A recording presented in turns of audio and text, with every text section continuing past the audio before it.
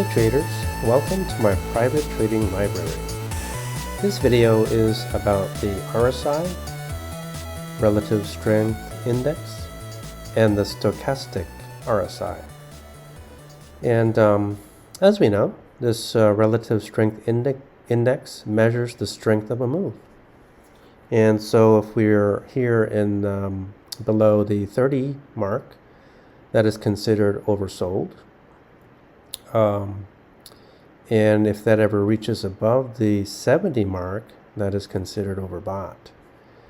And those levels are important because they give us some clue as to the reversal.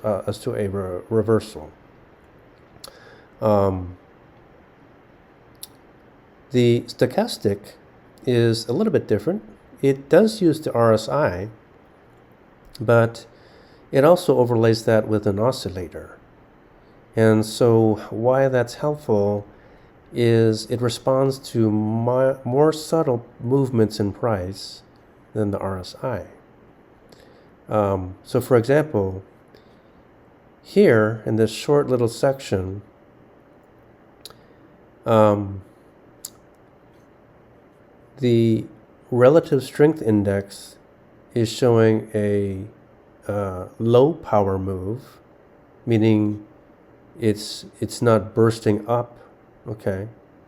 But if you look at the stochastic RSI, its levels are 20 and 80. You can see that it's already in an overbought level. But the RSI is not telling us basically anything. It's right in the middle. Now look at what the price is doing. So when I look at that and I see that the stochastic is overbought, what that tells me is that this does not have enough momentum to trade much more to the upside. So most likely, even though there's a squeeze there, most likely in this time frame of 1 hour, that we're going to get, it does not have enough momentum to keep going up, that it'll probably bounce off some level of resistance, maybe here at the 50 moving average. It's going to bounce off that and move down because the stochastic is already overbought. Again, just as a different example, here, this is a nice example because the RSI is measuring the rate of movement down. So it's a big burst down, and so you get this big drop into the oversold condition.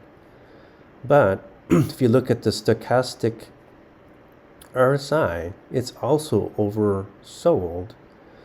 I'm sorry, this was oversold and this is oversold too. But what that's telling me is that it can't go much lower than this.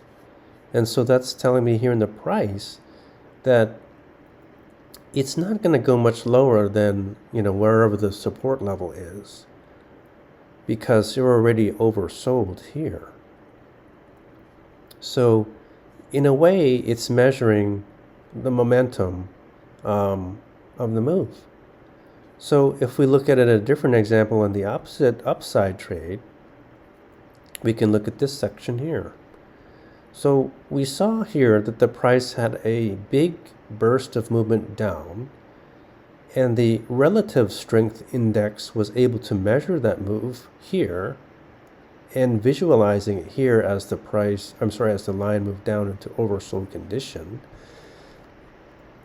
And then as it started to level off and escape or leave the oversold condition. And so then as you're following the price candles, you're not sure how far up is that going to keep going and keep going? Well, no. And the reason is because the stochastic RSI is showing us that we're in overbought condition here. And so I would know that as this escaped oversold condition, that in my mind, we're most likely going to trade sideways or just a little bit up, but not very high up.